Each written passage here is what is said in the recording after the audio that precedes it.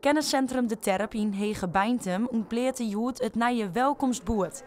Zo'n 2023 is het centrum dwaande met een project om onder oren de badjes op de route naar het dorp te vernaaien.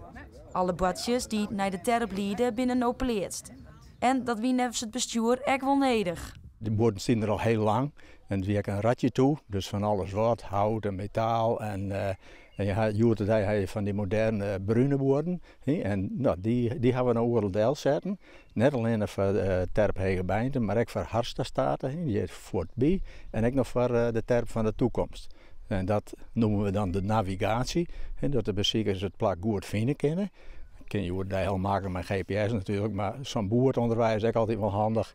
En daarnaast behelst het project ook een stukje informatie. En dat zit achter het witte doek wat je achter me zegt. Op het nieuwe welkomstboord is meer informatie te vinden over de Terp. Zodat bezitters boeten openingstijden ook meer te weten komen kunnen. Maar er staan nog meer verordeningen op hem te wachten. We zitten als bestuur nog vol ambitie. Dus wat ik zei, we zijn op dit moment dwaande met een subsidieaanvraag voor het belevingspad. We willen ook graag nog een verbinding tussen Hegebeintem en Oosterbeintem. Terp hier even verderop. Dat hij toch wel heel volle mijnwanden te krijgen heeft. En in de toekomst hebben we ook nog wel wat plannen, maar dat is een beetje prematuur om daar nou al over te beginnen.